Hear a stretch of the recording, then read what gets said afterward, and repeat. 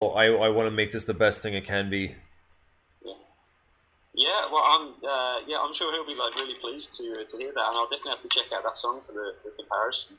Yeah. Yeah, I'm blanking the title right now, but by the interview's done, I promise I remember it because I'm focused on this right now. But I'll pass it along to you. But it's off their album Louder Than Love.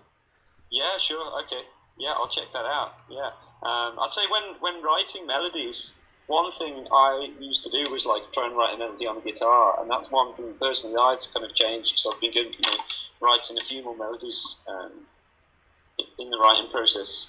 Um, Trying to come up with some words, Right. just to it doesn't matter what the words are, but just having an idea of like when you're writing a melody, just to put some words to it rather than put it on guitar. Well, to give it a flow, right? Sorry. It helps to give it a flow.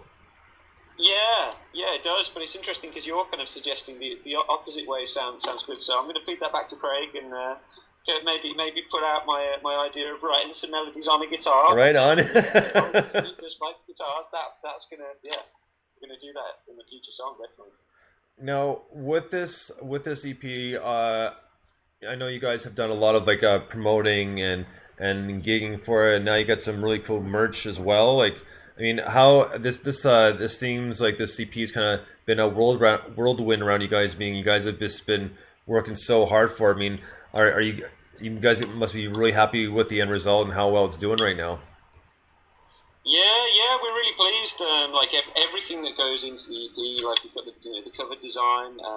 We kind of do that internally. Our singer Ollie kind of works on that, and his girlfriend Emma, she did the artwork behind the cover as well, and then we edit it ourselves and order that and kind of get that dispatched and stuff. And I like to hand post my EPs out to fans. If someone gets in touch with the band, lets us know they're on the EP, we might throw in a car sticker or something. Right on. Yeah. So building up to the kind of EP launch. Yeah, we're thinking about merch as well. We've got a range of merch. We've got like T-shirts and we've got some lighters and badges and things. So yeah, we like to try and always get a merch stand whenever we play live, and just get chatting with the fans and hopefully give them something to remember us by. Well, absolutely, and and it really helps too. I mean, especially the fact that people like yourselves are still putting kind of thought into the artwork, because I mean, really, since a lot of stuff has primarily gone digital, it's nice to know that people are still putting thought into artwork and that sort of thing for the actual physical copy. Because people like myself, in many cases, I might like having the digital copy, but I prefer the actual hard copy in my hand, just because digital copy is something, the hard copy is something you can actually look at and go through. And the digital copy is kind of almost like a temporary solution till I can get the actual physical copy. Yeah, I'm the same. Any band that I'm or like artists that I'm following, I always want to get my hands on the physical copy. Just I don't know, there's something tangible about it. Like real effort has gone into producing that, and people have put thought into the artwork, and maybe when hopefully one day when we do an album, we'll enjoy like creating an inlay for that as well.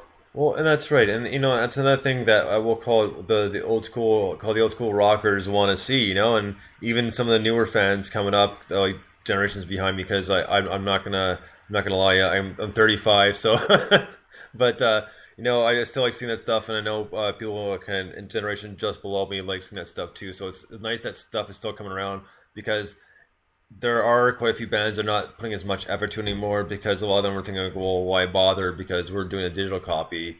Well, even with that being said, it's still nice to see some artwork and some thought put into it, and just now, like in the past few years, vinyl's coming back now. Now people are putting out 7-inch vinyls again, and that I think that's such a badass thing to do. I mean, I think it's amazing. Yeah, to be honest, that's something that I want to get into. We've had requests for vinyls, and we've never put a vinyl out there. It's kind of the next level up in effort, really, and like preparing it and stuff. And the next level with like cost. So I hear it's quite expensive. Well, that's right. But it's worth it, I think, for those kind of especially if you do like a limited edition vinyl. If someone gets their hands on one of those, if it's a band that you love and put your hands on a vinyl, it's just it's something special, definitely. Oh, I personally have quite a few from the gigs I've gone to around here, and the gig and from from the bands that have sent me stuff too. So I love having my vinyl. I know, like, I got my record player in my man cave, and so and it's good to go. If that fails, I have a backup that I can plug into the laptop, and I can pretty much transfer it over, and it'll sound exactly like the record. So still, you still hear the scratch of the needle, and, and the crack in the back, which is awesome, because like that, there's nothing personally. I think there's nothing like something something up a vinyl. Yeah, definitely. It makes me think of back home in my hometown of Birmingham. My dad kind of gave me the tour of his vinyl collection, and really kind of got me into music. Just like around the same time I started playing guitar. It's definitely something I'd like to get back into. Well, I'm glad you kind of touched on that, because as far as your guitar style goes, excuse me, and when you've been writing melodies, that sort of thing, do you ever have kind of like an idea in mind of kind of which direction you want to go? Meaning, like, you might want to go, let's say, a little heavier with one time, and then maybe go a little bit lighter the next time, or kind of meld them together. Yeah, I'd say like the level of heaviness of the tune is pretty much in someone's mind. Like, the idea is there before we write the tune, and it's like, with this one, I want this one to be heavy, I want to go really loud with this one. I'm going to crank up the gain a little bit, maybe go a little heavier on a bass line, what have you. That'll definitely be thought about before going into to write a tune, definitely. No, have you ever excuse me? Have you ever had any issues in the creation process, like someone like really having a strong disagreement with something and saying, you know what, well, I don't care, we're gonna do it this way anyways? Or has it always been kind of easy? Well, maybe not easy, but I'm trying to think of the best way to put this. Like, maybe somewhat of an easy creation process, but with like little bumps here and there. But at the end, everybody kind of comes to agreement of what they're going to do.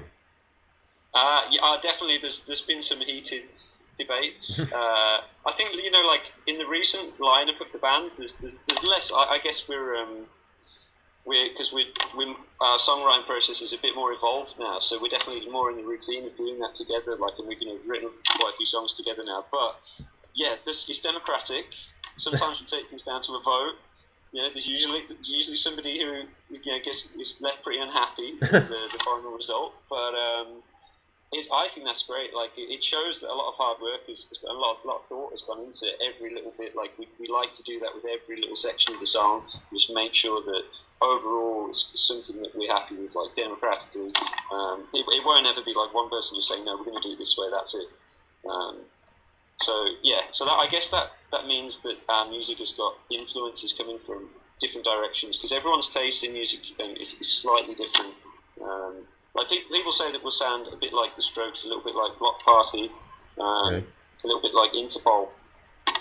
But those in themselves are quite different sounding bands. Absolutely. And that's down to my influence versus Craig's versus Jim's versus Danny's versus Ollie's. We're all coming from a slightly different direction. But you know what? Having that diversification as far as influence goes really helps, because the end product can just turn out amazing. And sometimes I'm sure after you've written the song, you're like, you know what? I never would have thought that the influence here and the influence here would come together like this and just make this sound like wow. Yeah, and hopefully this new sound will be like unique. And I think that's what I like when I listen to new music. If you hear someone that sounds too much like somebody else, you're thinking, well, why not just go and listen to the original band? Right. It's easy. Whereas, if this a kind of collaboration makes something sound fresh, but it's still got the best bits from the bands that influenced it. Well, that's what people like to hear. I completely agree with that, because you're right. I mean, it just but it's the same thing. Like, people don't want to hear the same thing over and over and over again. Music is cyclical, but it comes around in different forms and fashions, and that's what you want. You want to be the next one to come around and mix these two genres like they haven't been mixed before, because that's what's going to make you stand out. That's what's going to make you sound unique, and not have people get bored with it. Because I'm sure I'm not alone when I say that a lot of the stuff out there now, whether it's indie or mainstream, it's too much the same, and you just get bored with it, and you just like, I don't want to hear it anymore. Like, it's like you hear one band at say 4:30 in the afternoon, and then another band comes out at 5:30 and it sounds exactly the same. It's like, didn't I just hear these guys like an hour ago? Yeah. So it's yeah. turns you off the genre a little bit, maybe for an afternoon or something, you think, oh, I'm going to go listen to some jazz music, Yeah. or I'm going to go check out some classical music or something for a little while. That's pretty much that sort of thing. So I know you guys have been, besides vlogging, you guys have done quite a few interviews, and one I'm gonna drop her name because she's a good friend of mine as well. Is you guys did an interview with Bronnie Brock, aka Forgotten Bee? Yeah, she's she's always kind of chatting with different people in the band, and it's been great to talk to her about music, and she's been to a show as well, a couple of shows. Yeah. We were actually talking about it yesterday because I have a show with her every other Thursday called the Bones and Bee Banter Hour. And I heard your show yesterday, actually. Oh, really? Nice. Earlier, yeah, it's a great show. I enjoyed it. So it's fun because we get on pretty well, and it's easier for me sometimes because even though I like to talk a lot, sometimes she does a lot more talking, so I can just sit back and just She likes to bring up like current affairs and things. Like she'll throw out some news stories. I think that's quite an interesting part of the show, and getting different band members like takes on that. It's definitely a great show. So that's it, and it's easy to kind of razz her and rile her up sometimes. So that's I think that's what makes it so much fun, is because she's easy to kind of poke fun at, but everything's taken in good stride as well. Yeah. So back to you guys. I know there's a quick little sidetrack, but I also wanted to make sure she got her mention there. So I'm going to be sending her an EP actually, and I've sent her some tracks over, and she's asked if she can play them. Oh, right on. That's right, because she has another show on, was it Free or From Radio, I believe. From Radio, yeah. So thanks very much, B, for giving us some plays on From Radio. Well, right on. So we're going to get to another song here in just a moment. Now, this one I think is kind of suiting since the stuff we've just been talking about, and as far as like playing gigs and kind of get your name out there. This one is called Claim to Fame. This is Puppet Rebellion.